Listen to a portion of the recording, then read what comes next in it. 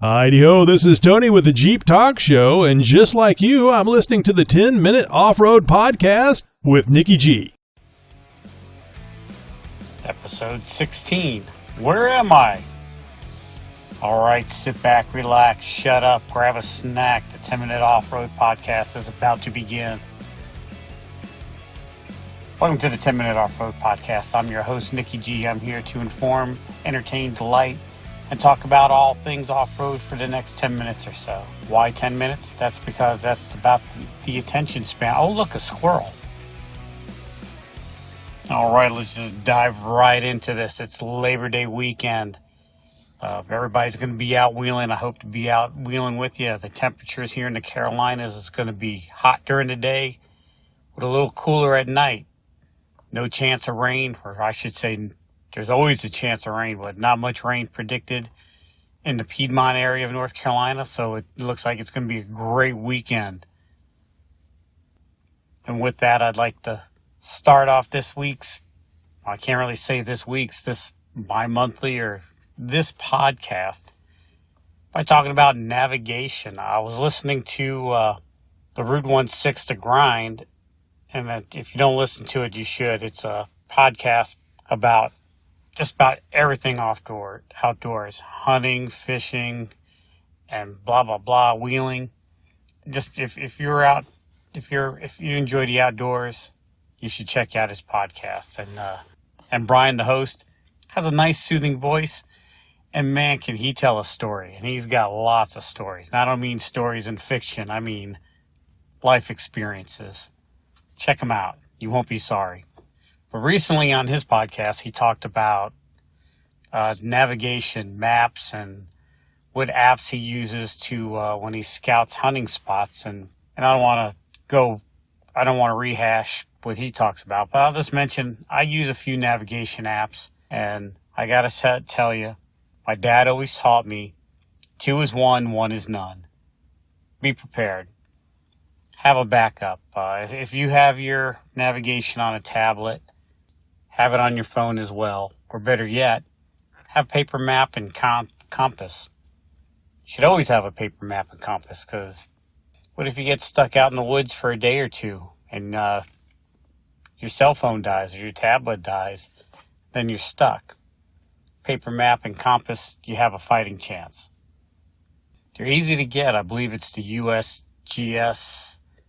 You Google free topo map and the government site comes up. And you can just download or print out the map of the area you're going to be in. You don't have to carry a full atlas, just one of where you're going to be to the main road. And if you go to Uori, it'd be great to print out a topo map. And topo stands for topographical, which has the little lines that show elevation. Which, when I was a kid, I didn't know that. Because I grew up in Ohio, where everything was just like one elevation. Unless you're standing on a bucket, then, you're up in elevation. But here, topo map, especially when you're in the mountains, comes in handy so you don't walk off a cliff. Or if you can tell if you're going uphill or downhill, if you're going the right way. But I digress. If you're out in your Uori, get a topo map and practice. But a map in Uori is pretty much just gravy. You can pretty much just walk the way you came or walk straight forward. The trails are clearly marked. And you can walk out of Uori in a couple of hours. That's if you have vehicle damage or mechanical failure. If you're in a medical emergency, then walking out should be your last resort. Which you should have a form of communication also, which I think that'll be a podcast for another time. But a few apps that I use Off-Road Trail Guide, which is a good map, and it has trails clearly marked as well as Forest Service roads. And if you pay for the subscription, you could really zoom in on it. You get kind of a bland pulled out map on the free, but it's still good. But you get a lot of detail if you pay for it. It's only $49 a year, I think. I went ahead and paid for it. But another good map, and when my subscription for Off-Road Trail Guide runs out, I'm going to go pay for the Gaia GI AI, or where a lot of people use it. It's very popular. It's just slightly more detailed than the Off-Road Trail Guide. And it has the same layers where you can pull up forest roads. And I will say about the Off-Road Trail Guide is you can pull up campsites as well on it. Those are a few apps I use, and I'm curious to hear what you guys use. Like I said, 90% of the time I'm on a trail, I just go from one end to another. If you pay attention, you could just walk out.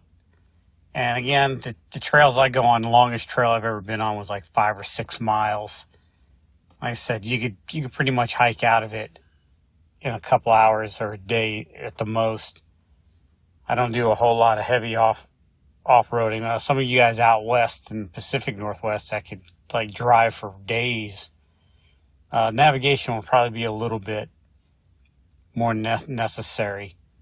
Part of my fun is I drive to Uwharrie, and I don't look at a map, and I don't turn on the GPS or nothing. I just drive around. When I come to an intersection, I just pick a direction, and I've been lost up there, and it took me an hour or two to drive my way out of it, but that is part of the fun.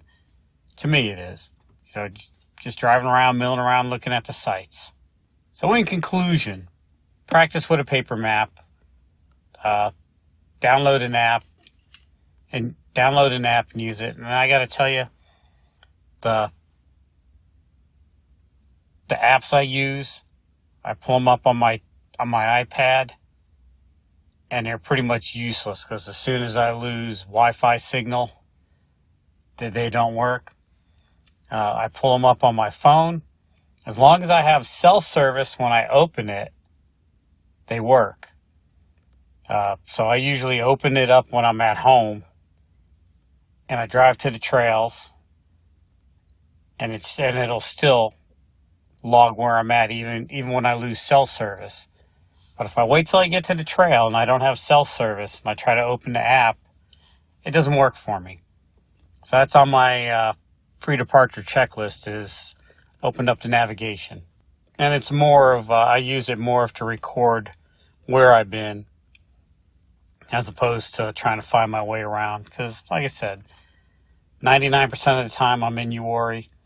99% of the time I'm either following somebody or I'm just driving around aimlessly. And, that's the fun for me. I've got no place to go. There's nothing I have to do. So I just tooling around looking for people. All right, so I guess that didn't take as long as I thought it would. So along with navigation, let's talk about communication. CB, I have a CB radio, but the only problem is nobody is running with CB anymore. It's CB is dead. 99% of the time when I'm out on a trail and I run across somebody, it's a GSMR or the FMR, or whatever it is. The cheap Walmart walkie-talkies everybody's using, or the GSMR radios like the Rugged Ridge radio, and they work great. Better distance, better reception. I'm thinking about getting a dash mount GSMR radio just so I could get a little bit more power out of it. Right now I'm rocking the Bofang 5UR, which is a ham radio. So I got to tell everybody, don't use a ham radio if you're not licensed. And you could turn on your ham radio. You can listen all day long. As soon as you key that mic, you're breaking the law. Unless it's an emergency situation, then you could use a ham radio all you want for emergencies without fear of repercussions or fines or anything. But if I figure I've got just a little 5-watt radio, which maybe 7 miles range at the most, and if there's an FCC agent hanging out on top of a mountain waiting for me to say something, I think I'm in the clear. Now, that's, that's an ethical line now we're talking. I'm breaking the law, or not really a law, a regulation maybe. But I figure it's best to have communication than not have it at all. And that's another thing with the ham radio, is an emergency situation. My cell phone ain't going to get out, or might not get out.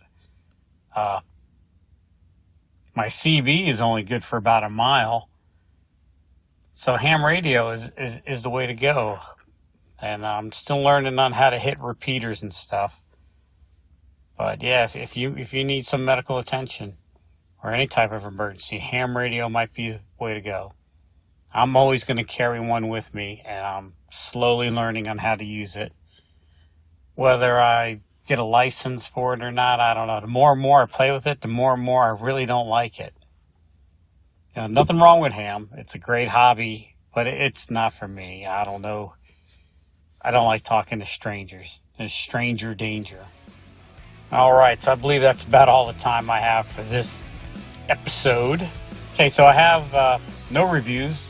No reviews is good reviews, I guess. But anyhow, leave me a review on Apple Podcasts or Google Play or Podbean, which I think I'm the only person that logs on to Podbean. But leave me a review, good or bad. I'd like to hear the feedback. Contact me at 10minuteoffroad@gmail.com. That's 10offroad@gmail.com. Or Facebook, the Instagram, the Twitter. Or you just stand on your roof and yell out, I'll answer. All right, until next time, this is Nikki G saying, wheel what you got and be happy.